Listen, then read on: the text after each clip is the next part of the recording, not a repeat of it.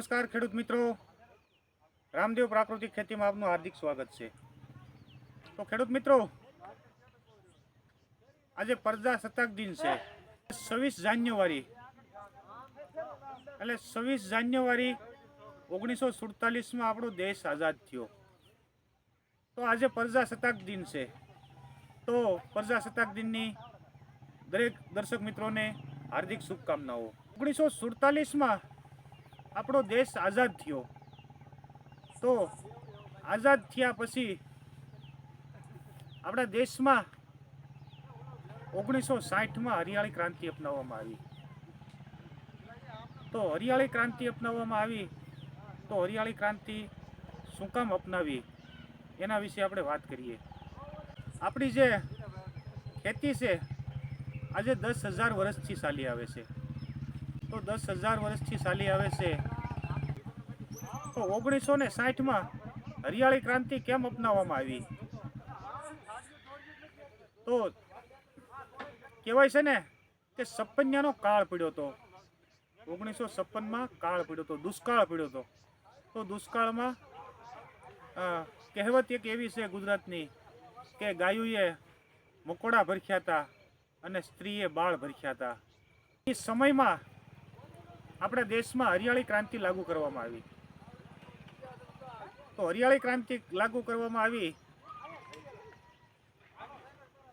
વિદેશથી જે પેસ્ટિસાઇડ દવા છે, રાસાયણિક ખાતર છે, હાઇબ્રિડ બિયારણો છે, તો એ આપણે મંગાવવામાં આવ્યું।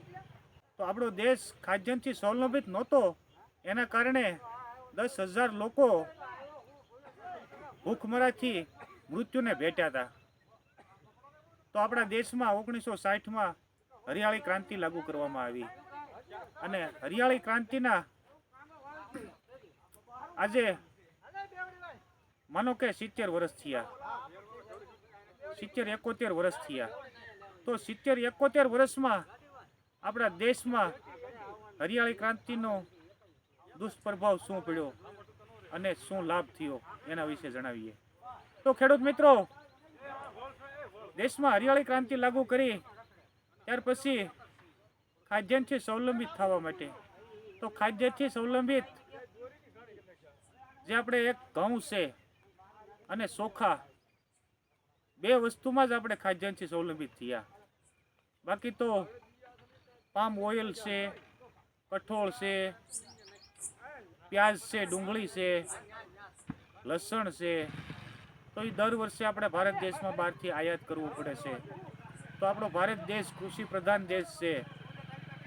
તો ખેડૂત મિત્રો, આપણે આમાં હરિયાળી ક્રાંતિ અપનાવવાથી ક્યાં આપણે સ્વાવલંબિત થયા?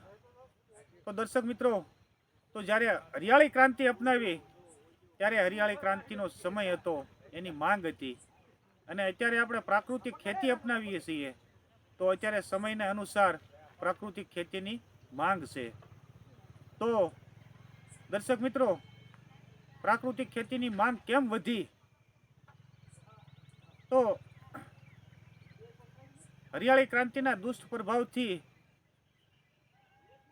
આ મનુષ્યમાં એવા રોગો આવ્યા કે બ્લડ પ્રેશર છે, હાર્ટ એટેક છે, હૃદય રોગ છે, કેન્સર છે, ડાયાબિટીસ છે, આવા અસંખ્ય રોગો એવા ઉત્પન્ન થયા પેસ્ટિસાઇડ દવાથી અને રાસાયણિક ખાતરોથી।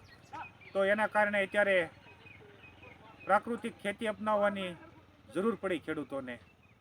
તો ખેડૂત મિત્રો, આવનારા દિવસોમાં પ્રાકૃતિક ખેતી નહીં કરવામાં આવે તો દિવસે ને દિવસે આપણો ભારત દેશ દુર્બલ બનતો જાહે।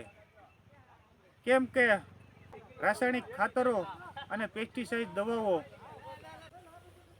મનુષ્યના સ્વાસ્થ્યમાં એટલું ઘર કરી ગઈ છે કે કોઈને કોઈ મનુષ્ય કોઈને કોઈ રોગથી બાકાત નથી। તો દર્શક મિત્રો, હરિયાળી ક્રાંતિના દુષ્પ્રભાવ એવા પડ્યા આપણા દેશમાં, તો અત્યારે તમામ મનુષ્ય રોગથી સપડાઈ ગયા।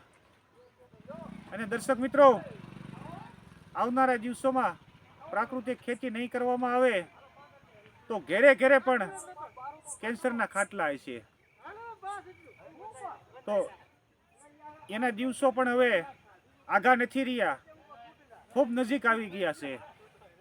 તો દર્શક મિત્રો, આ વિડીયોમાં બસ એટલું જ કહેવાનું કે રામદેવ પ્રાકૃતિક ખેતીને લાઈક, શેર અને સબસ્ક્રાઈબર કરો.